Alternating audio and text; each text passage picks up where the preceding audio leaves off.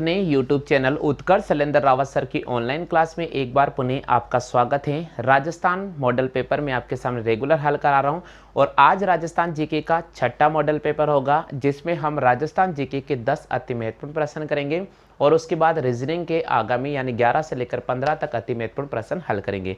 तो चलिए दोस्तों हम क्लास को स्टार्ट करते हैं। आपके सामने राजस्थान जीके का बहुत ही शानदार यानी छठा मॉडल पेपर है जिसके सामने आपके सामने रखा है क्वेश्चन नंबर फर्स्ट। आपको जिन स्टूडेंट को सभी प्रश्नों के आंसर आते हैं आप जल्दी से कमेंट कीजिएगा। आज का पहला प्रश्न है रेगिस्तान का कल्प वृक्ष है। बिल्कुल पहला प्रश्न है रेगिस्तान का कल्प वृक्ष है। बिल्कुल रेगिस्तान का कल्प वृक्ष है। ऑप्शन दे रहा हूं मैं आपके सामने बबूल, पहला ऑप्शन है आपके सामने बबूल, बी ऑप्शंस आपके सामने दे रखा है रोहिड़ा, सी ऑप्शंस आपके सामने दे रखा है फोग, डी ऑप्शंस आपके सामने दे रखा है खेजड़ी। जल्दी से आप मुझे बताइए राजस्थान का कल्प वृक्ष है। प्रश्न संख्या 1 जिसके आंसर आपको यहाँ कमेंट करना होगा। बिल्कुल जिन स्टूडेंट को प्रश्न संख्या 1 का आंसर आ रहा है जल्दी से कमेंट करें। हाँ भैया, आप में से कितने स्टूडेंट हैं जो राजस्थान का यानी रेगिस्तान का कल्प वृक्ष किसे कहते हैं? ये एक प्रश्न बहुत कई बार एग्जाम में आता भैया, जल्दी से बता दो। हाँ सभी, और कौन कौन स्टूडेंट हैं जो डी आंसर लेकर आगे, डी आंसर लेकर आगे, और किस किस के आ रहा भैया डी आंसर? कमेंट करते जाओ जल्दी से कमेंट करते जाइएगा। बहुत इंपॉर्टेंट चीज़ है, जल्दी से कमेंट करते चलो। सबको आगे का समझ में? राजस्थान का कल्प वृक्ष, राजस्थान का यानी रेगिस्तान का कल्प वृक्ष, बिल्कुल सभी स्टूडेंट का आ गया। तो पहले प्रश्न का जवाब होगा डी, पहले प्रश्न का जवाब होगा डी। रेगिस्तान का कल्प वृक्ष किसे कहा जाता है? रेगिस्तान का जो कल्प वृक्ष कहा जाता है किसको कहा जाता है? रेगिस्तान का कल्प वृक्ष खेजड़ी को कहा जाता है। किसको कहा जाता है? खेजड़ी को। कॉपी कर लो जल्दी से। हाँ जी कॉपी कर लीजिए जल्दी से। खेजड़ी को कहा जाता है भैया। रेगिस्तान का कल्प वृक्ष किसको कहा जाता है? खेजड़ी को कहा जाता है। चलिए क्लियर हो गए यहाँ तक। अब देखिए यहाँ पर थोड़ा मैं डिटेल से समझा देता हूँ। इस प्रश्न को जब आपने कर लिया तो इसका थोड़ा डिटेल से समझा देता हूँ क्योंकि यहाँ से प्रश्न कई बार बन जाता है। तो यहाँ पर मैं आपको थोड़ा सा डिटेल से समझा देता हूँ, है ना। भले क्वेश्चन कम होंगे कोई दिक्कत नहीं, लेकिन थोड़ा डिटेल से कि रेगिस्तान का कल्प वृक्ष यानी अपन बात कर लेते खेजड़ी के बारे में। चलिए भैया अपन खेजड़ी के बारे में बात कर लेते हैं। सबसे पहले अगर प्रश्न आपसे पूछे कि खेजड़ी को राज्य वृक्ष का दर्जा कब दिया गया था तो आप क्या जवाब करोगे? सबसे पहले खेजड़ी को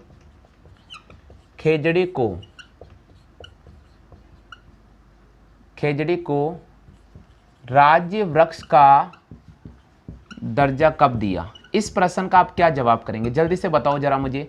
खेजड़ी को राज्य वृक्ष का दर्जा कब दिया था? जल्दी से बताओ सभी स्टूडेंट। हाँ भैया, खेजड़ी को राज्य वृक्ष का दर्जा कब दिया था? बिल्कुल 1983। लेकिन डेट अगर आपसे पूछ रहे तो क्या राइट करोगे? आपको राइट करना होगा 31 अक्टूबर 1983 को। 31 अक्टूबर 1983, 31 अक्टूबर 1983 को खेजड़ी को राज्य वृक्ष का दर्जा दिया गया था। क्लियर हो गया? अच्छा आप मुझे बताइए खेजड़ी का वनस्पतिक नाम क्या है? बिल्कुल आप मुझे बताइए खेजड़ी का वनस्पतिक नाम क्या है? खेजड़ी का वनस्पतिक नाम क्या है? जल्दी से बताओ मुझे खेजड़ी का वनस्पतिक नाम क्या है?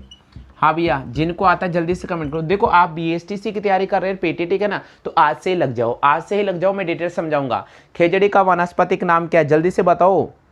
हाँ भैया प्रोसेपिस और सिनेरेरिया। बिल्कुल खेजड़ी का वनस्पतिक जो नाम है वो है हमारे सामने, याद रखना, प्रोसेपिस सिनेरिया। क्या है? प्रोसेपिस सिनेरिया। ये आप खेजड़ी का याद रखना है भैया, ये आपको खेजड़ी का नाम याद रखना है, वानस्पतिक नाम। क्लियर हो गया? अच्छा खेजड़ी को राजस्थान में किस किस नाम से जाना जाता है? अच्छा खेजड़ी के अन्य नाम कौन कौन से हैं? बिल्कुल राजस्थान में इसे किस नाम से जाना जाता है? तो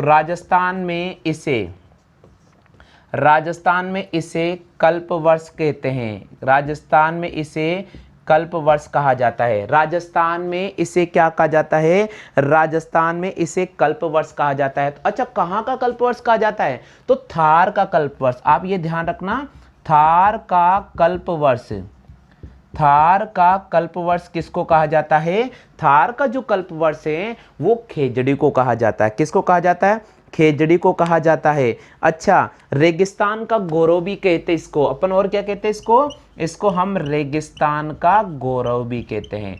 तो रेगिस्तान का गौरव भी किसे कहा जाता है? रेगिस्तान का गौरव भी खेजड़ी को कहा जाता है। यहां तक आपको इन प्रश्नों के आंसर आने चाहिए। ये जनरली पूछे जाते प्रश्न, तो आप ध्यान रखना भैया।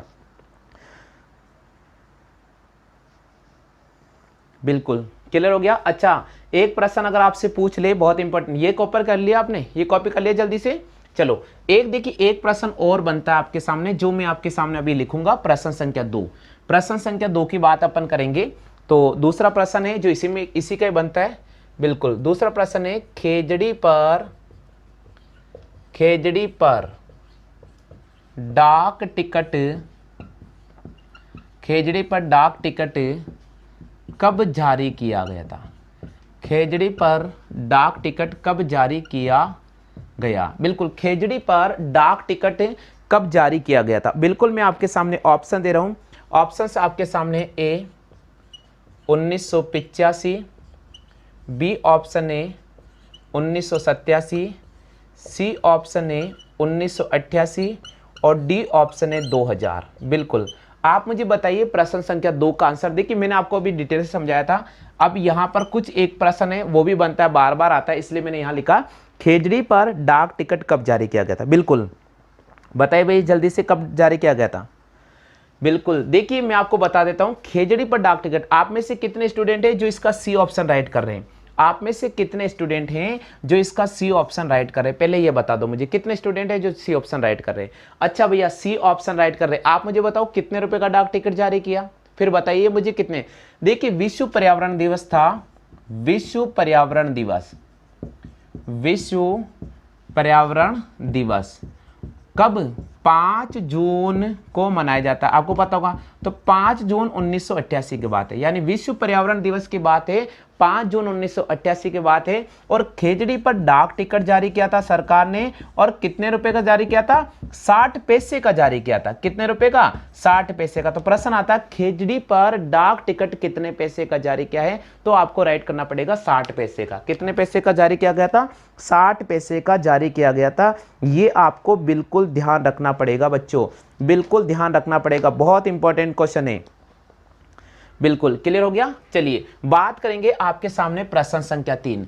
राजस्थान जीके का ये मॉडल पेपर मैं आपके सामने लेकर आ रहा हूं। बीएसटीसी और पीटीटी वाले सभी स्टूडेंट्स के लिए अत्यंत महत्वपूर्ण है मॉडल पेपर। चलिए भैया, तीसरा प्रश्न है, तीसरा प्रश्न आपके सामने मैं लेकर आ रहा हूं। तीसरा प्रश्न आपके सामने लेकर आ रहा हूं। तीसरा प्रश्न है, खेजड़ी के वृक्ष की आयु कितनी होती है? तीसरा प्रश्न है, खेजड़ी के वृक्ष की आयु, खेजड़ी के वृक्ष की आयु कितनी होती है? खेजड़ी के वृक्ष की आयु कितनी होती है? बिल्कुल, खेजड़ी के वृक्ष की आयु कितनी होती है? ऑप्शंस आपके सामने दे रखा है 1000 वर्ष, बी ऑप्शंस आपके सामने दे रखा है 5000 वर्ष, सी ऑप्शंस आपके सामने दे रखा है 10,000 वर्ष, डी ऑप्शंस आपके सामने दे रखा है 1500 वर्ष। बिल्कुल आपके सामने 4 ऑप्शन रखे, बिल्कुल बता सकते हैं खेजड़ी के वृक्ष की आयु कितनी होती है। जल्दी से बताइए बच्चों, जल्दी से बताइए, जल्दी से बताओ खेजड़ी के वृक्ष की आयु कितनी होती है लगभग। बिल्कुल, प्रश्न संख्या 3 का आपको अगर सही जवाब आता है तो भैया जल्दी से कमेंट कर दीजिएगा। खेजड़ी के जो वृक्ष की आयु होती है, वैज्ञानिकों का मानना है कि खेजड़ी के वृक्ष की जो आयु होती है लगभग 5000 वर्ष होती है। कितनी होती है? 5000 वर्ष होती है। तो खेजड़ी के वृक्ष की जो आयु होती है लगभग 5000 वर्ष होती है। कितनी होती है? लगभग 5000 वर्ष होती है। क्लियर हो गया? आगे समझ में। चलो, खेजड़ी के पुष्प को क्या कहते हैं? आप मुझे बताइए खेजड़ी के पुष्प को क्या कहते हैं? बताओ मुझे, खेजड़ी के पुष्प को क्या कहते हैं? आप मुझे बताइए खेजड़ी के पुष्प को क्या कहते हैं। इस प्रश्न का क्या जवाब करोगे? हाँ कमेंट करो जल्दी से, खेजड़ी के पुष्प को क्या कहते हैं। अरे नहीं भैया, खेजड़ी का जो पुष्प होता है उसको कहा जाता है मिंजर, उसको कहा जाता है मिंजर। खेजड़ी के पुष्प को क्या कहा जाता है? खेजड़ी का जो पुष्प होता है उसको मिंजर कहा जाता है। अच्छा, खेजड़ी की सूखी फलियां को क्या कहा जाता है? कई बार प्रश्न आता है, कई बार प्रश्न आता है कि खेजड़ी की सूखी फलियां को, खेजड़ी की सूखी फलियां को क्या कहा जाता है? तो खेजड़ी की सूखी फलियां खाई आपने? खोखा, खोखा। बिल्कुल, खेजड़ी की जो सूखी फलियां होती है इसको अपन कहते हैं खोखा। क्या कहते हैं? खोखा। खाया कभी खोखा आपने? बिल्कुल, हमने तो बहुत खाया था भैया। बचपन में जब मैं बकरियां चराने जाता था तब खेजड़ी के खोखा खाते थे हम, बिल्कुल खाते थे दिन को। हम क्या खेजड़ी के पेड़ पे चढ़ जाते थे, बकरियां चराने जाते थे, 7वीं 8वीं 9वीं क्लास पढ़ते थे, बिल्कुल खोखा खाते थे बिल्कुल। तो खेजड़ी का कभी आप खोखा खा के देखना, बहुत टेस्ट रहता है भैया, है ना। अच्छा, खेजड़ी की पत्तियों से बना चारा क्या कहलाता है? कई बार प्रश्न आता है, कई बार प्रश्न आता है खेजड़ी की पत्तियों, खेजड़ी की पत्तियों से बना चारा क्या कहना जाता है? लूम या लौंग कहते हैं इसको, या तो लूम कहते हैं या क्या कहते हैं? लूंग कहते हैं। तो लूम या लौंग कहते हैं। तो ये प्रश्न थोड़े जनरली आ जाते हैं, इसलिए मैंने यहां पर डिटेल से लिख दिए। चलिए अपन नेक्स्ट बात करते हैं प्रश्न संख्या 4 की। प्रश्न संख्या 4 की बात करते हैं। हाँ भैया, चौथा प्रश्न मैं आपके सामने लिख रहा हूं, चौथा प्रश्न आपके सामने लिख रहा हूं।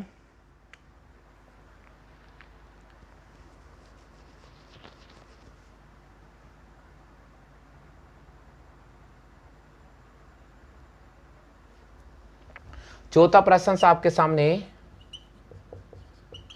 ऑपरेशन खेजड़ा नामक अभियान, खेजड़ा नामक अभियान कब चलाया गया था? अभियान कब चलाया गया था? बिल्कुल, ऑपरेशन खेजड़ा नामक अभियान कब चलाया गया था, ये हमारा प्रश्न है। ऑप्शन लिख रहा हूं आपके सामने। पहला ऑप्शन से आपके सामने 1990, दूसरा ऑप्शन की बात करते हैं तो आपको दे रखा 1991, तीसरा ऑप्शन की बात करते हैं तो आपको दे रखा 1981, और चौथा ऑप्शन की बात करते हैं तो आपको दे रखा 2001। बिल्कुल, चौथे प्रश्न की बात करते हैं। 4 ऑप्शन मैंने आपके सामने लिखे हैं, जल्दी से बता दो बच्चों।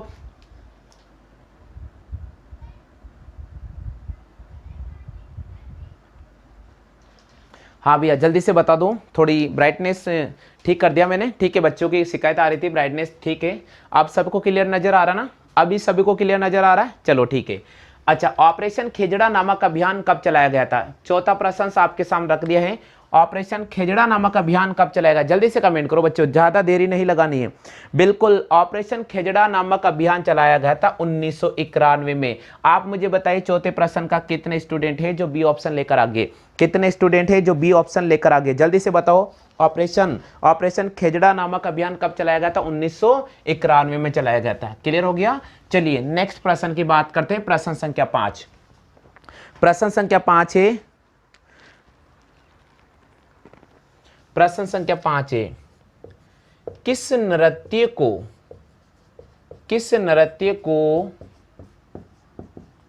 राजस्थान की आत्मा कहा जाता है? किस नृत्य को राजस्थान की आत्मा कहा जाता है? किस नृत्य को राजस्थान की आत्मा कहा जाता है? ऑप्शंस आपके सामने दे रखा है घूमर नृत्य, बी ऑप्शंस आपके सामने दे रखा है गवरी नृत्य, सी ऑप्शंस आपके सामने दे रखा है कालबेलिया नृत्य, डी ऑप्शंस आपके सामने दे रखा है इनमें से कोई नहीं, इनमें से कोई नहीं। बिल्कुल, राजस्थान में किस नृत्य को राजस्थान की आत्मा कहा जाता है? राजस्थान में किस नृत्य को राजस्थान की आत्मा कहा जाता है? जल्दी से कमेंट करो भैया, जल्दी से कमेंट कीजिएगा, जल्दी से कमेंट कीजिएगा। बहुत इंपॉर्टेंट प्रश्न है, बहुत इंपॉर्टेंट प्रश्न है, कमेंट करते जाओ जल्दी से। चलिए पांचवा प्रश्न है, राजस्थान के किस नृत्य को राजस्थान की आत्मा कहा जाता है? घूमर, गवरी, कालबेलिया और इनमें से कोई नहीं। तो पांचवें प्रश्न का अगर आपको सही जवाब आता तो जल्दी से कमेंट कीजिएगा। कितने ऐसे स्टूडेंट हैं जो यहाँ पर ए ऑप्शन को राइट कर रहे हैं? बिल्कुल, राजस्थान का जो घूमर नृत्य है उसको राजस्थान की आत्मा कहा जाता है। तो अब मैं आपको यहाँ पर बहुत ही इंपॉर्टेंट चीज बता रहा हूँ। सबसे पहले घूमर नृत्य की उत्पत्ति कहाँ से हुई थी, ये आपको ध्यान रखना पड़ेगा। तो सबसे पहले आप मुझे बताइए, घूमर नृत्य की उत्पत्ति कहाँ से हुई थी? घूमर नृत्य की उत्पत्ति कहाँ से हुई थी? कई बार बच्चों इसके बारे में प्रश्न पूछ लिया जाता है कि घूमर नृत्य की उत्पत्ति कहाँ से हुई थी। जल्दी से बताओ मुझे, घूमर नृत्य की उत्पत्ति कहाँ से हुई? बिल्कुल मध्य एशिया भरंग नृत्य, बिल्कुल मध्य एशिया के भरंग नृत्य से हुई थी। मध्य एशिया के भरंग नृत्य से हुई जिसको अपन भंग नृत्य भी कहते हैं। क्या कहते हैं? भंग नृत्य। तो मध्य एशिया के भरंग नृत्य से हुई है, बहुत इंपॉर्टेंट है। ये मांगलिक अवसर, तीज और त्योहार पर किया जाने वाला बहुत ही महत्वपूर्ण नृत्य है। तो अब यहाँ पर मैं आपके सामने घूमर नृत्य से संबंधित भी कुछ महत्वपूर्ण बातें आपको बता देता हूँ, क्योंकि एग्जाम में प्रश्न इसके भी लगने के चांस रहते हैं। तो चलिए दोस्तों, सबसे पहले आता है कि घूमर नृत्य कितने प्रकार का होता है? घूमर नृत्य को कितने भागों में डिवाइड किया है? आप मुझे बता सकते हैं कि घूमर नृत्य को कितने भागों में डिवाइड किया है? घूमर नृत्य को 3 भागों में डिवाइड किया है। पहला भाग, दूसरा भाग और तीसरा भाग। आप मुझे बताओ कौन कौन से भाग हैं जो घूमर नृत्य के डिवाइड किया? बिल्कुल झामरिया होता है। एक आता है अपने पास में, आपने इस नाम सुना होगा, झामरिया नृत्य। एक आता है झामरिया, ठीक है, एक आता है झामरिया। दूसरा आता है घूमर गरासिया, यानी गरासिया घूमर नृत्य। दूसरा आता है गरासिया घूमर नृत्य, ठीक है। और एक आता है घूमर नृत्य। इस प्रकार इस घूमर नृत्य को अपन 3 कैटेगरी में डिवाइड कर सकते हैं। एक आता है झामरिया नृत्य। झामरिया किसके द्वारा होता है? झामरिया किसके द्वारा होता है? ये केवल बालिकाओं द्वारा किया जाने वाला नृत्य है। बिल्कुल, बालिकाओं द्वारा किया जाने वाला नृत्य, बालिका द्वारा किया जाने वाला नृत्य, बालिका द्वारा किया जाने वाला नृत्य कौन सा है? अगर आपसे पूछ ले तो आपको राइट करना पड़ेगा झामरिया नृत्य। कौन सा होता है? झामरिया। अच्छा, गरासिया नृत्य क्या है? गरासिया घूमर क्या है? बिल्कुल, लूर गरासिया जनजाति की स्त्रियों द्वारा किया जाने वाला। गरासिया घूमर का मतलब है लूर गरासिया, बिल्कुल लूर गरासिया जनजाति की स्त्रियों द्वारा किया जाने वाला नृत्य, स्त्रियों द्वारा किया जाने वाला नृत्य कौन सा है? वो है गरासिया घूमर, जिसको लूर गरासिया भी कहते हैं। अच्छा, घूमर क्या है? जो सभी स्त्रियों द्वारा किए जाने वाला नृत्य है। तो सभी स्त्रियों द्वारा किए जाने वाला नृत्य जो आता है नॉर्मली घूमर नृत्य। तो बिल्कुल घूमर नृत्य को आप 3 कैटेगरी में डिवाइड कर सकते हैं। ये घूमर जो नृत्य है ये मांगलिक अवसर पर, तीज और त्योहार के अवसर पर किया जाता है। इसकी उत्पत्ति मध्य एशिया के भंग नृत्य से मानी जाती है। क्लियर हो गया? चलिए बात करेंगे अपन प्रश्न संख्या 6 की। अब छठा प्रश्न मैं आपके सामने रख रहा हूं। बहुत इंपॉर्टेंट क्लास चल रही है, राजस्थान जीके की क्लास है। प्रश्न संख्या 6 की बात करते हैं। प्रश्न संख्या 6 है राजस्थान का, प्रश्न संख्या 6 है राजस्थान का शास्त्रीय नृत्य। यही है ना प्रश्न? बिल्कुल, राजस्थान का शास्त्रीय नृत्य कौन सा है? राजस्थान का शास्त्रीय नृत्य कौन सा है? बिल्कुल, आपके सामने दे रखा है पहला कठपुतली, पहला आपके सामने दे रखा है कठपुतली। बी ऑप्शंस आपके सामने दे रखा है कथक, बी ऑप्शंस आपके सामने दे रखा कथक। सी ऑप्शंस आपके सामने दे रखा घूमर और डी ऑप्शंस आपके सामने दे रखा इनमें से कोई नहीं। बिल्कुल, जल्दी से बताइए प्रश्न संख्या 6 का सही जवाब, प्रश्न संख्या 6 का सही जवाब। हाँ जी, मैं एक बार कमेंट चेक कर लेता हूँ। सभी मेरे प्यारे स्टूडेंट से निवेदन है, वीडियो को शेयर करें भैया, वीडियो को शेयर करें, नहीं तो मजा नहीं आएगा। वीडियो को शेयर करते जाए, बिल्कुल शेयर करते जाएगा। ब्राइटनेस थोड़ा ठीक है, मैं चेक कर लेता हूँ एक बार, है ना। राजस्थान का शास्त्रीय नृत्य कौन सा है? कठपुतली, कथक, घूमर, इनमें से कोई नहीं। जल्दी से बताओ, जल्दी से बताइए, राजस्थान का शास्त्रीय नृत्य कौन सा है भैया? राजस्थान का शास्त्रीय नृत्य कौन सा है?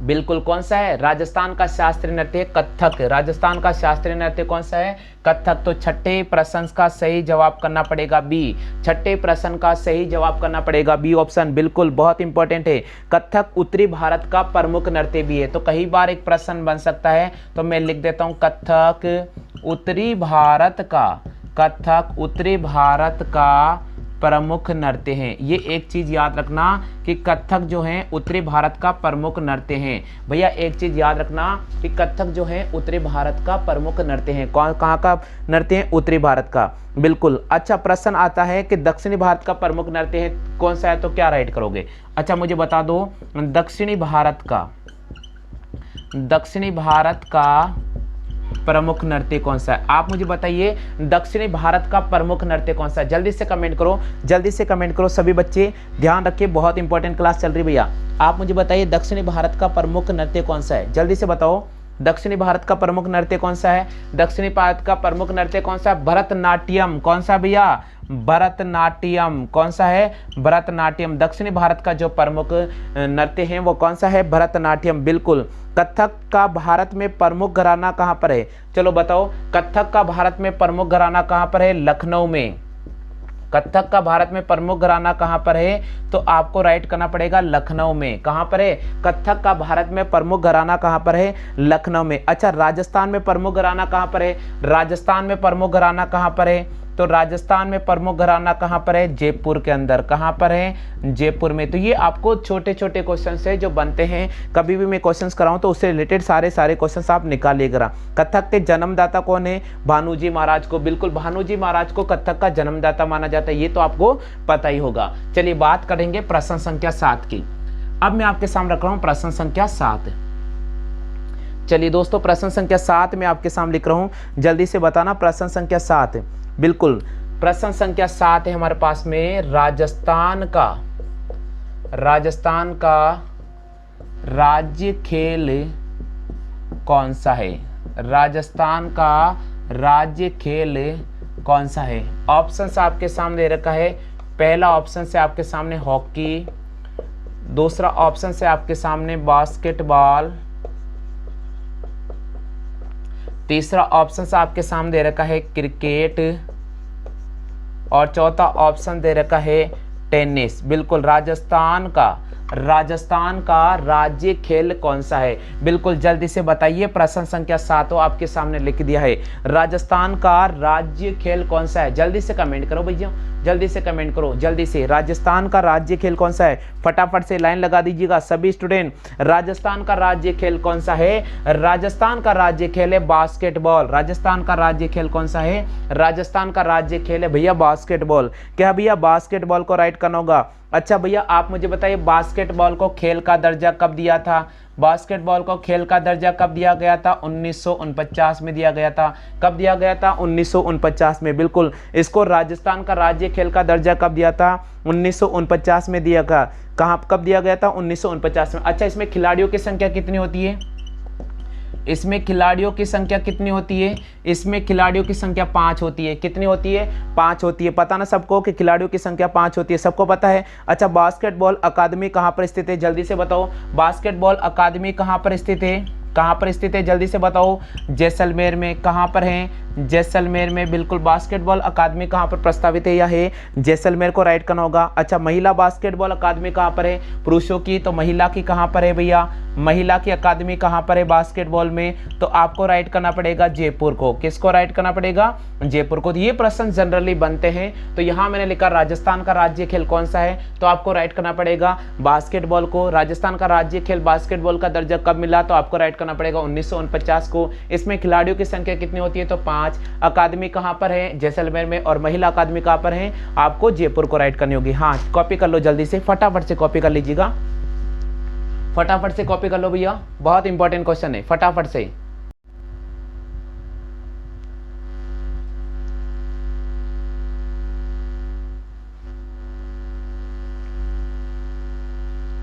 जल्दी से कॉपी कर लीजिएगा, बहुत इंपॉर्टेंट क्वेश्चन है, फटाफट से कॉपी कर लो। सभी स्टूडेंट ध्यान दीजिएगा, फटाफट से कॉपी कर लीजिएगा, बहुत इंपॉर्टेंट क्लास चल रहा है। सबने कर लिया कॉपी? सबने कर लिया क्या?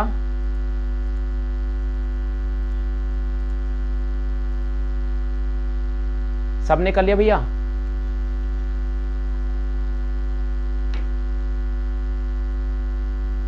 चलिए चलिए भैया, कॉपी कर लिया। चलिए अब 8 प्रश्न में आपके सामने लेकर आ रहा हूं। प्रश्न संख्या 8,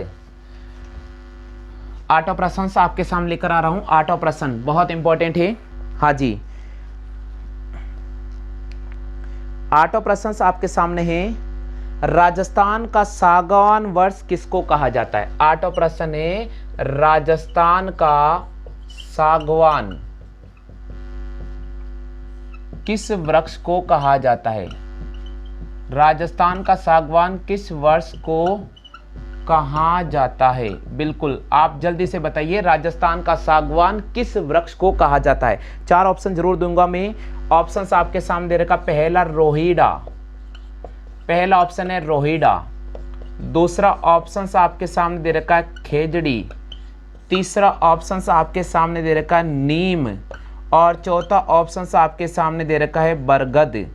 बिल्कुल जल्दी से बताइए, जल्दी से बताइए, जल्दी से बताइए, बहुत इंपॉर्टेंट है। राजस्थान का सागवान किस वृक्ष को कहा जाता है? फटाफट से कमेंट करो, फटाफट से कमेंट करो। राजस्थान का सागवान किसको कहा जाता है? राजस्थान का सागवान किसको कहा जाता है? यहाँ पर जल्दी से सभी स्टूडेंट का ए ऑप्शन, कितने स्टूडेंट हैं जिन्होंने 8वीं का ए ऑप्शन चयन किया है? रोहिड़ा को कहा जाता है भैया। किसको कहा जाता है? राजस्थान का सागवान किसको कहा जाता है? राजस्थान का सागवान रोहिड़ा को कहा जाता है। अच्छा भैया, अगर आपसे प्रश्न पूछ ले कि रोहिड़ा किस कैटेगरी में आता है? ये राजस्थान का राज्य पुष्प है, ये राजस्थान का राज्य पुष्प है। अच्छा, इसको दर्जा कब मिला था? तो इसको दर्जा मिला था 1983 में। कब दर्जा मिला था? 1983 में दर्जा मिला था भैया। बहुत इंपॉर्टेंट चीज है। अच्छा, आप बता सकते हो रोहिड़ा का वैज्ञानिक नाम क्या है, यानी वानस्पतिक नाम क्या है? वानस्पतिक नाम क्या है? वानस्पतिक नाम क्या है? जल्दी से कमेंट करो भैया। वानस्पतिक नाम क्या है? टिक्कोमेला। क्या नाम है भैया? वानस्पतिक नाम है टिक्कोमेला अंडुलेटा। वानस्पतिक नाम क्या है? टिक्कोमेला अंडुलेटा। ये इसका वानस्पतिक नाम है, टिक्कोमेला अंडुलेटा। बिल्कुल, कई बार आपको ये ध्यान रखना पड़ेगा, उंडलता भी नाम आ जाता है तो ध्यान रखना होगा। अच्छा, इसको सागवान, राजस्थान का सागवान भी कहा जाता है। इसके अलावा इसका निक नाम क्या है? इसको मरुशोभा भी कहा जाता है, इसको मरुशोभा भी कहा जाता है। इसके अलावा इसको मरुशोभा भी कहा जाता है। तो राजस्थान का सागवान किस वृक्ष को कहा जाता है? रोहिड़ा को कहा जाता है। अच्छा, रोहिड़ा को राज्य पुष्प का दर्जा कब दिया था?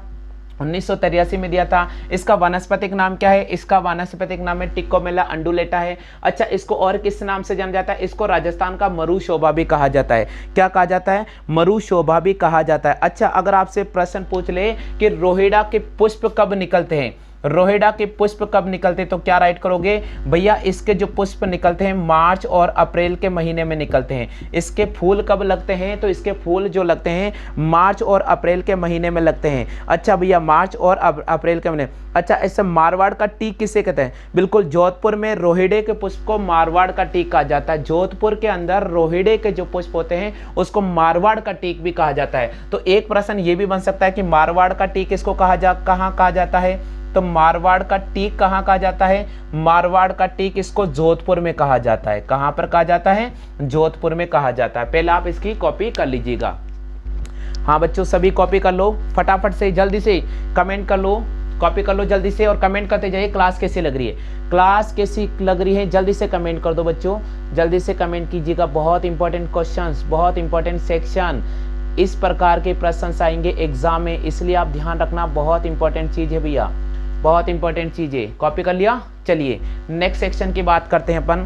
प्रश्न संख्या 9, प्रश्न संख्या 9 की बात करते हैं। प्रश्न संख्या 9 की बात कर लेते हैं भैया। 9वां प्रश्न। आज क्लास बहुत लंबी होने वाली है, ठीक है। रीजनिंग की क्लास भी थोड़ी मैं लंबी खींचूंगा। प्रश्न संख्या 9, प्रश्न संख्या 9 आपके सामने है। प्रश्न बहुत इंपॉर्टेंट है। चलिए, राजस्थान का 27वां जिला कौन सा बनाया गया था? बहुत इंपॉर्टेंट प्रश्न है, बहुत इंपॉर्टेंट प्रश्न है। ये तो कंफ्यूज करेगा आपको। राजस्थान का 27वां जिला कौन सा बना? ये तो कंफ्यूज करेगा आपको, ये तो कंफ्यूज करेगा भैया। राजस्थान का 27वां जिला कौन सा बना? ऑप्शन तो दूंगा मैं, ऑप्शन तो दूंगा आपके सामने। चलिए बता दीजिएगा। हनुमानगढ़, बी ऑप्शंस बता दीजिएगा आप, राजसमंद। सी ऑप्शंस बता दीजिएगा, आपके सामने लिखा है धौलपुर। और डी ऑप्शन से आपके सामने इनमें से कोई नहीं। डी ऑप्शन दे रखा इनमें से कोई नहीं। प्रश्न संख्या 9, प्रश्न संख्या 9 का सही जवाब करो बच्चों। प्रश्न संख्या 9 का सही जवाब करो जल्दी से। बहुत अच्छी बात है, सही जवाब दिया भैया, सही जवाब। राजस्थान का जो 27वां जिला बना था, राजस्थान का जो 27वां जिला बना था वो धौलपुर बना था। राजस्थान का 27वां जिला धौलपुर बना है। हनुमानगढ़ तो भैया 31वां था और राजसमंद तो 30वां था। तो 27वां जिला कौन सा था? 27वां जिला कौन सा था? धौलपुर। हनुमानगढ़ कौन सा था? अगर हनुमानगढ़ जिले के बारे में आपसे पूछ रहे तो हनुमान जी बताइए जल्दी से। हनुमानगढ़ जिला, हनुमानगढ़ जिला राजस्थान कौन सा जिला है? अरे भाई 31वां। हनुमानगढ़ कौन सा जिला था? 31वां जिला था राजस्थान का। और ये कौन सा है भैया? 30वां जिला है। तो आप मुझे बताइए राजस्थान का फिर 32वां जिला कौन सा है? तो फिर आप मुझे बताइए राजस्थान का 32वां जिला कौन सा? जल्दी से कमेंट करो। करौली, बिल्कुल 32वां जो जिला बना राजस्थान का वो कौन सा बना था? करौली बना था। और 33वां जिला कौन सा बना था भैया? तो 33वां जिला अगर आपसे पूछ ले तो नया जिला बना था प्रतापगढ़। नया जिला बना था राजस्थान का, नवीनतम जिला प्रतापगढ़ जो राजस्थान का 33वां जिला है। बिल्कुल, मैंने आपको मेरी क्लास में एक राजस्थान जिला दर्शन वाली क्लास देखना, उसमें बिल्कुल डिटेल से बताया, ट्रिक के माध्यम से भी याद करना मैंने आपको सिखाया था। ठीक है, चलिए 10वां प्रश्न है भैया, राजस्थान जीके का 10वां प्रश्न है। राजस्थान जीके का 10वां प्रश्न है। 10वां प्रश्न है, राजस्थान में कितने संभाग हैं? राजस्थान में कितने संभाग हैं? राजस्थान में कितने संभाग है? ए ऑप्शन दे रखा 7, बी ऑप्शन दे रखा 8, सी ऑप्शन दे रखा 33, डी ऑप्शन दे रखा इनमें से कोई नहीं। इसका तो सभी स्टूडेंट सही जवाब करेंगे। तो राजस्थान में संभाग की संख्या कितनी है? राजस्थान में संभाग की संख्या है 7। कितनी है? 7। तो 10वें प्रश्न का सही ऑप्शन होगा ए। क्लियर हो गया? कहीं पर भी नहीं जाना है, कहीं पर भी नहीं जाना है। अगली क्लास रीजनिंग की क्लास होगी। 5 अति महत्वपूर्ण प्रश्न मैं करा रहा हूं, आपको कहीं पर भी नहीं जाना। आप कॉपी कर लीजिए जल्दी से कॉपी कर लो। हाँ भैया, कॉपी कर लिया सबने? चलिए अब मैं आपके सामने जो क्वेश्चन लेकर आ रहा हूँ वो रीजनिंग के क्वेश्चन है भैया, रीजनिंग के क्वेश्चन है, आपको कहीं पर भी नहीं जाना है। चलिए रीजनिंग के क्वेश्चन अपन शुरू करते हैं बच्चों रीजनिंग की क्लास का। डायग्राम में मैट्रिक्स से रिलेटेड टॉपिक है, ये लुप्त संख्या आपको ज्ञात करनी है। बहुत इंपॉर्टेंट टॉपिक है और एग्जाम में इसका प्रश्न फिक्स है। इस प्रकार आप डायग्राम बना लीजिएगा।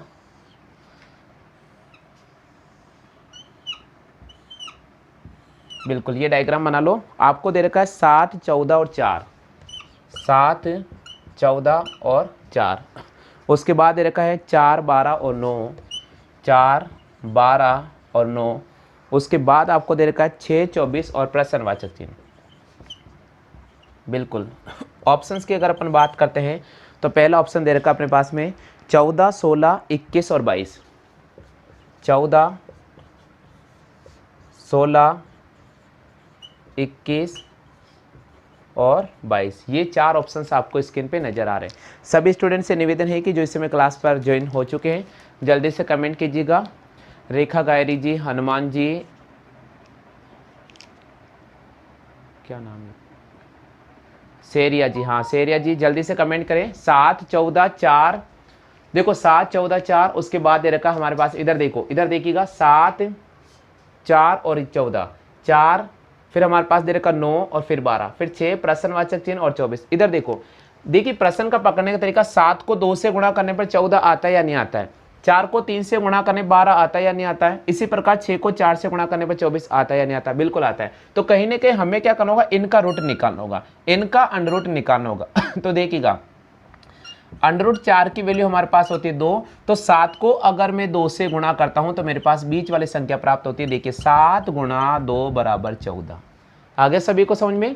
चलिए आगे इसी प्रकार अपन क्या करेंगे, यहां पर भी इसका अंडर रूट का 9 का करेंगे तो हमारे पास आ जाएगा 3। कितना आ जाएगा? 3। तो 4 को हम 3 से गुणा करेंगे तो हमारे पास आ जाएगा, देखो बीच वाली संख्या आ रही है 12, आ रहा ना।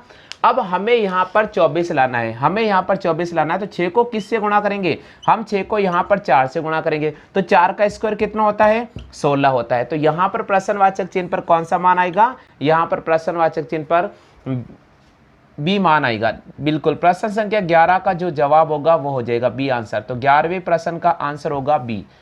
बिल्कुल कॉपी कर लीजिएगा, कॉपी कर लो।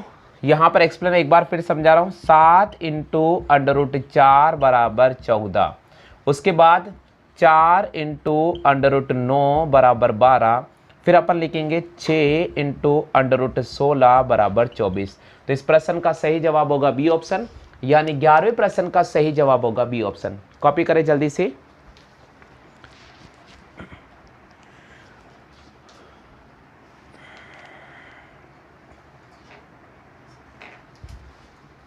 चलो कर ले कॉपी।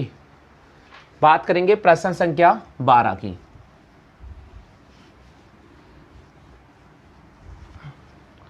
बारहवां प्रश्न हमें दे रखा है इसी प्रकार का मैट्रिक्स के रिलेटेड क्वेश्चन। ये मैट्रिक्स वाला पार्ट ही आप समझ लीजिएगा, बहुत इंपॉर्टेंट टॉपिक है।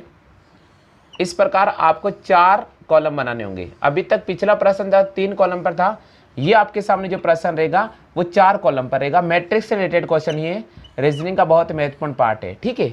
चलिए मैं लिख रहा हूँ आपके सामने 10, 6, 9, 3 कॉलम है, सॉरी 3 ही कॉलम है, ध्यान रखिएगा 3 ही कॉलम है,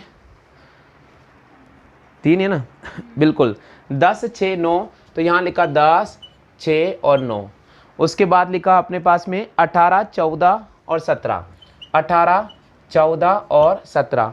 फिर दे रखा हमें 28, 34 प्रश्नवाचक का चिन्ह, 28, 34 और प्रश्नवाचक का चिन्ह। चलिए नीचे दे रखा 20, 26 और 32। बिल्कुल इस प्रकार एक रो और बना लीजिएगा। 20, आगे दे रखा आपको 26 और फिर दे रखा है 32। चलिए सभी स्टूडेंट जल्दी से बताइए प्रश्न संख्या 12 का आंसर क्या होगा। प्रश्न संख्या 12 का आंसर क्या होगा, 4 ऑप्शन आपके सामने लिख रहा हूँ।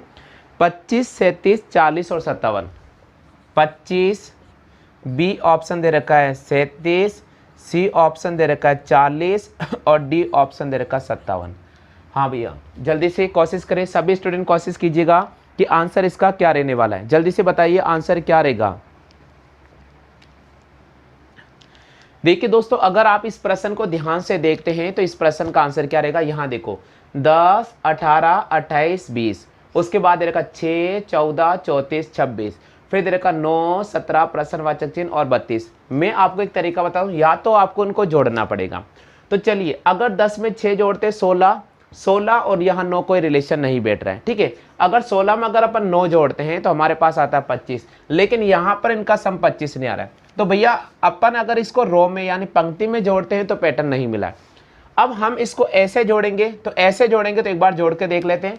देखिए 10 और 8 कितना, 10 और 18 कितना होता है 28। फिर अपने पास 28 में 28 जोड़ेंगे 56, 56 में अगर अपन 20 जोड़ते हैं तो हमारे पास होता है 76, लेकिन यहाँ से 76 नहीं बैठेगा। तो अब आपको एक तरीका यूज करना पड़ेगा। क्या तरीका, इधर देखिए। हम क्या करेंगे, यहाँ पर पहली संख्या और तीसरी संख्या को जोड़ते हैं। पहली संख्या और तीसरी संख्या को जोड़ते हैं। 10 और 28 होता है हमारे पास में 38। इधर देखो 10 + 28 हमारे पास में होता है कितना 38। अब 38 में से बीच वाली संख्या माइनस करते हैं। 38 में से 18 जाता है तो 20 आता है। देखिए लास्ट वाला मान मिल गया। इधर देखो 10 + 28 कितना हो गया 38। 38 में से 20 घटा, 38 में से बीच वाली संख्या ये घटा दी तो हमारे पास में मिल गया 20 लास्ट वाला मान। इसी प्रकार एक बार इन दोनों को जोड़ते हैं। 6 + 34, 6 और 34 कितना होता है 40। 40 में से बीच वाला मान 14 घटाते हैं तो 40 में से 14 गया तो 10 में से 4 गया तो 6 बचेगा, 3 में से 1 गया तो 2। देखो यहाँ पर मिल रहा है 26। आ गया सभी को समझ में। चलिए इसी प्रकार इधर देखो इन दोनों को जोड़ेंगे तो 9 + प्रश्नवाचक का चिन्ह। इधर देखो इन दोनों को जोड़ेंगे, यहाँ प्रश्नवाचक का चिन्ह आएगा तो मैंने लिखा 9 + प्रश्नवाचक का चिन्ह बराबर। इसमें से क्या घटाना है, बीच वाली संख्या घटाना है। तो बीच वाली संख्या घटाएंगे तो सीधा मैं बात ये करूंगा कि आप इसमें से देखिए, इधर देखो आप इन दोनों का जोड़ा तो इसका सम यहाँ पर आया, तो इन दोनों को जोड़ूंगा तो इसका सम कितना आ जाएगा 9 + प्रश्नवाचक का चिन्ह, यही आएगा ना। अब इसमें से क्या घटाऊंगा मैं, इसमें से क्या घटाऊंगा, तो बीच वाली संख्या घटानी पड़ेगी, तो माइनस का 17 और बराबर सामने क्या आना चाहिए, 32 आना चाहिए। तो ये लिखा मैंने 32, ये इसका तरीका किया। अब सुनिए कैसे करेंगे। आप 17 को भी उधर ले जाइएगा और आप 9 को भी उधर ले जाइएगा, तो हमारे पास क्या आ जाएगा इधर देखो, या तो आप 17 में से 9 घटा दो, कितने घटेंगे, 17 में से 9 गएंगे तो 8, तो यहां पर आ जाएगा प्रश्नवाचक का चिन्ह माइनस का 8 बराबर 32, और ये 8 इधर आ जाएगा, तो प्रश्नवाचक के चिन्ह पर आ जाएगा 32 प्लस 8 बराबर 40। तो देखिएगा प्रश्न संख्या 12 का जो सही जवाब होगा वो सी ऑप्शन होगा 40। सभी को आगे के समझ में, कॉपी कर लो जल्दी से। 12वें प्रश्न का आंसर होगा 40, यानी हमें राइट करना पड़ेगा सी ऑप्शन को। 12वें प्रश्न का आंसर होगा 40, ऑप्शन राइट करना होगा सी ऑप्शन को। चलिए नेक्स्ट प्रश्न की बात करते हैं, प्रश्न संख्या 13। देखिए मैं एक एक प्रश्न समझा रहा हूं और आपको एक पर्टिकुलर समय भी मिल रहा है, आप जवाब करते चलिएगा आंसर क्या होगा, ठीक है। चलिए 13वें प्रश्न की बात करते हैं, डायग्राम बना रहा हूं, बना लीजिएगा। 13वां प्रश्न आपके सामने है, आपको 3 पंक्तियां इस प्रकार बनानी होगी। ये पहली संख्या, यहाँ पर दूसरी आ जाएगी और यहाँ पर ये तीसरी आ जाएगी, ठीक है। चलिए लिख लेते हैं। आपको दे रखा है प्रश्नवाचक का चिन्ह 120 और आपको दे रखा 150। चलिए आपको दे रखा है 90 और 40, 90 और 40, आपको दे रखा है 100 और 60, और आपको दे रखा है 110 और 80, 110 और 80। ऑप्शंस की अगर अपन बात करते हैं तो आपको जो ऑप्शन दे रखा है वो दे रखा है 60, 70, 80 और 90। 60, 70,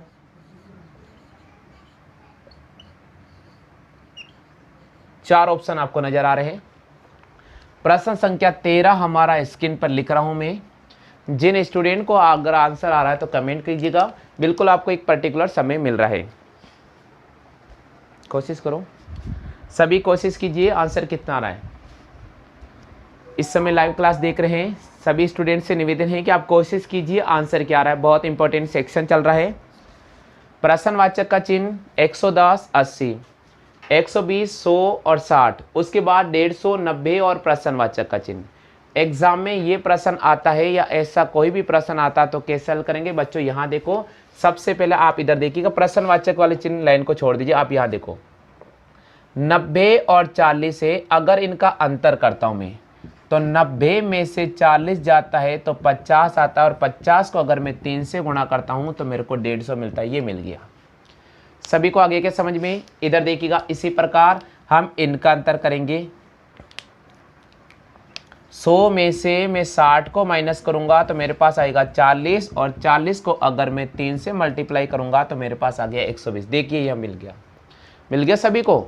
देखो 90 में से 40 घटाया 50, 50 को 3 से गुणा किया 150, 100 में से 60 को घटाया 40, 40 को 3 से गुणा किया 120। अब यहाँ अपन 110 में से, यहाँ हम 110 में से क्या घटाएंगे, 80 घटाएंगे, तो 110 में से 80 जाएगा तो कितना आएगा, 30 आएगा, और अगर आप 30 को भी 3 से गुणा करेंगे तो कितना आ जाएगा, 90 आएगा। देखो ऑप्शन में दे रखा है क्या, 90 दे रखा ना, तो बिल्कुल आपको कौन सा ऑप्शन राइट करना होगा, डी। तो बताइए 13वें प्रश्न का किन किन स्टूडेंट को आंसर डी मिला है।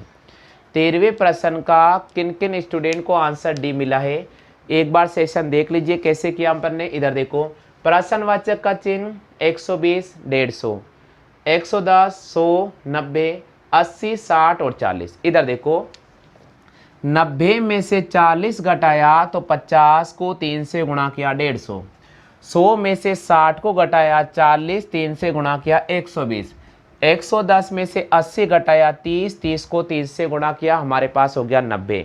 तो इस प्रश्न का जो सही जवाब होगा वो हो जाएगा हमारे पास में 90। क्लियर हो गया आगे सभी को। चलिएगा नेक्स्ट प्रश्न की बात करते हैं, प्रश्न संख्या 14। देखिए बहुत इंपॉर्टेंट क्वेश्चन है, ध्यान रखिएगा, बिल्कुल भी स्किप नहीं करना है, रेगुलर देखते जाइएगा और अपने नोट्स बना लो। चौथा प्रश्न है आपके सामने 5, 6, 8। चौथा प्रश्न दे रखा है 5, 6, 8 और नीचे दे रखा है 120। बिल्कुल। आगे दे रखा है 5, 8, 12, 5, 8, 12। फिर आपको दे रखा है यहाँ पर 480 या 240 दे रखा, ध्यान रखिएगा 480 चलेगा। आगे बढ़ जाते हैं 15, 6 प्रश्नवाचक का चिन्ह, 15, 6 प्रश्नवाचक का चिन्ह और यहाँ वैल्यू दे रखी है आपको 450, तो यहाँ लिखा मैंने 450। सभी स्टूडेंट जल्दी से बताइए आंसर क्या रहेगा। बिल्कुल ऑप्शन है 15, 12, 8 और 5। ऑप्शन है 15, 12, 5, 8। ये चार ऑप्शंस आपके सामने रखे हैं। प्रश्न संख्या 14 स्क्रीन पे नजर आ रहा है, 15, 12, 8 और 5। थोड़ा सा दिमाग दौड़ाइए, आंसर मिलेगा।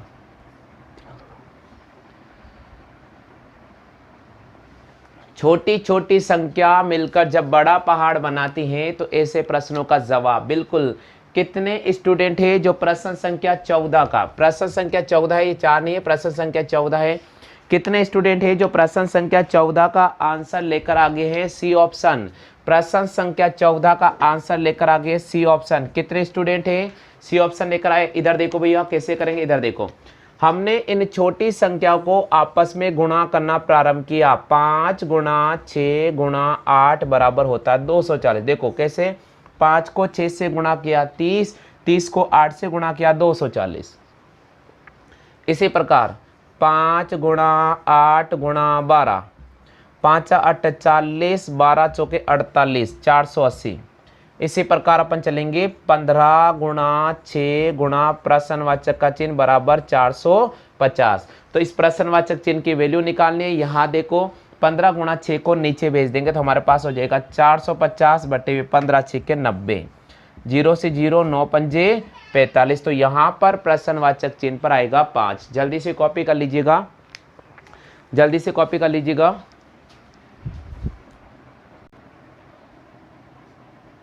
आ गया। चलिए नेक्स्ट बात करते हैं प्रश्न संख्या 15 की। 15 प्रश्न दे रखा आपको। मार्कर कब चला गया?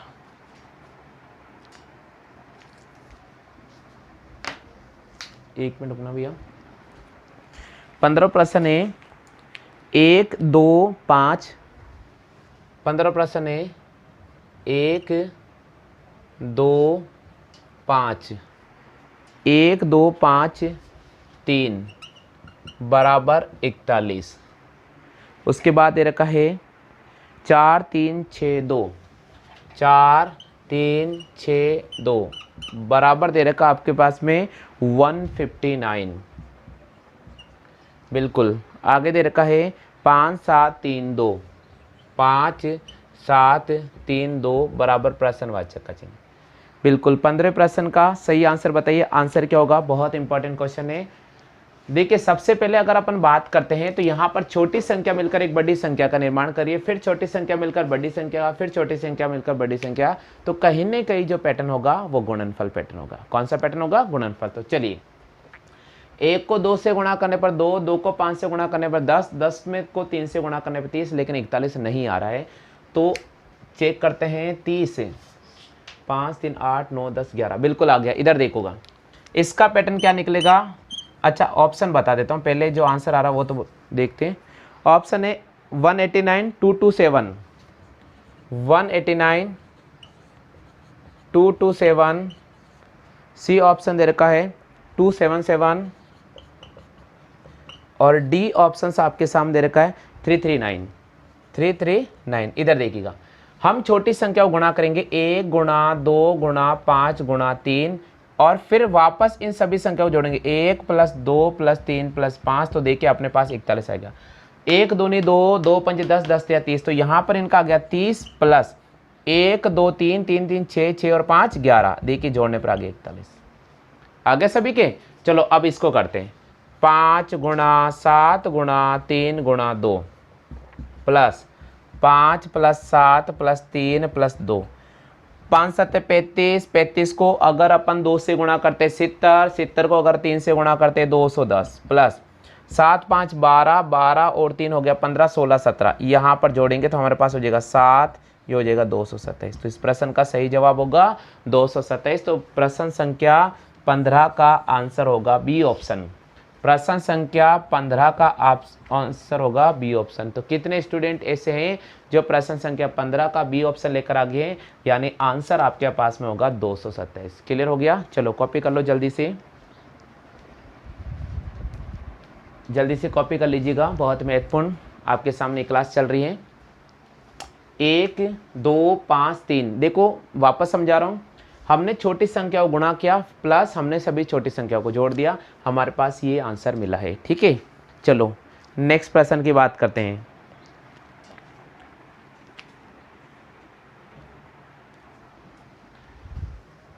नेक्स्ट प्रश्न की बात करते हैं, प्रश्न संख्या 16। चलिए 16वां प्रश्न हमारे पास में है 6 5 26, 6 5 26, आगे दे रखा है 4 7 32, 4 7 32, आगे दे रखा है 7 9 सॉरी प्रश्नवाचक चिन्ह 9 और 44। चलिए बताइए इसका आंसर क्या होगा, जल्दी से बताओ आंसर क्या होगा। ऑप्शन है 8 31 32 36, 8 31 32, 4 ऑप्शंस मैंने आपके सामने रखे, जल्दी से बताइए आंसर, फटाफट से बताना है आंसर क्या होगा।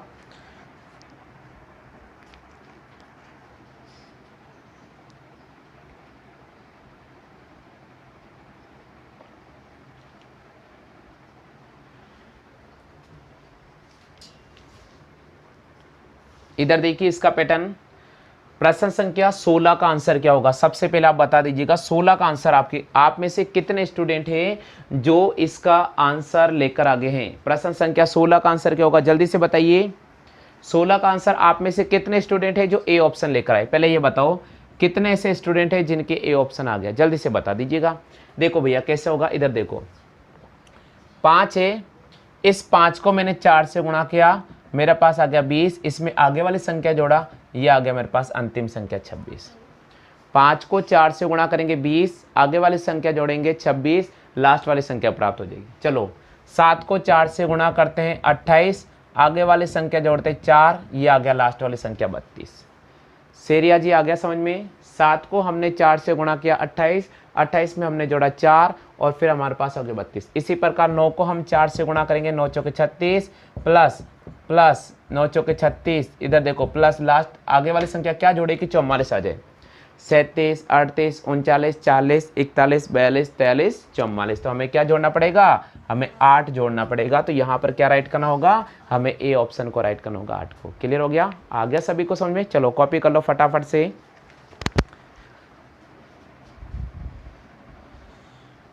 तो दोस्तों आज की सेशन में बस इतना ही। आज मैंने आपको 16 प्रश्न तक हल करा दिए। एक प्रश्न आपको मैं क्विज के रूप में दे रहा हूं।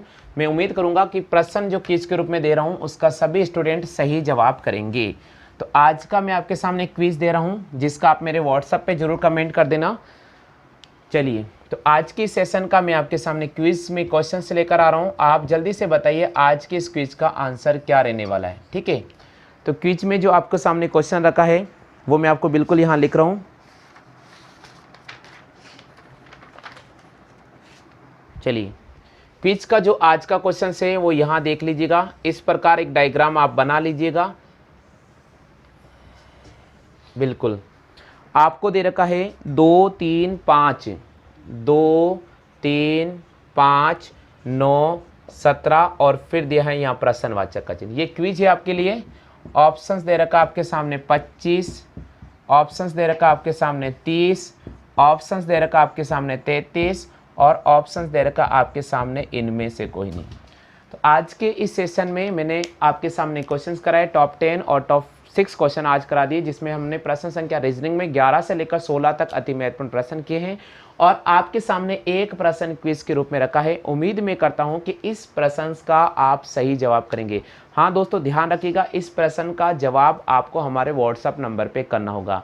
कल के सेशन का जो क्विज रखा था उसमें गायरी जी, रेखा गायरी जी का बिल्कुल सही आंसर आए थे।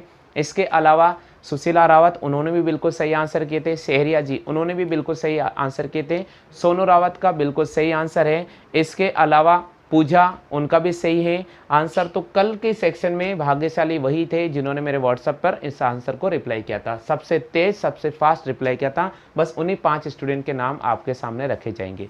तो आप जल्दी से बताइए इसका आंसर क्या रहने वाला है। आज के लिए बस इतना ही साथियों। जय हिंद, वंदे मातरम।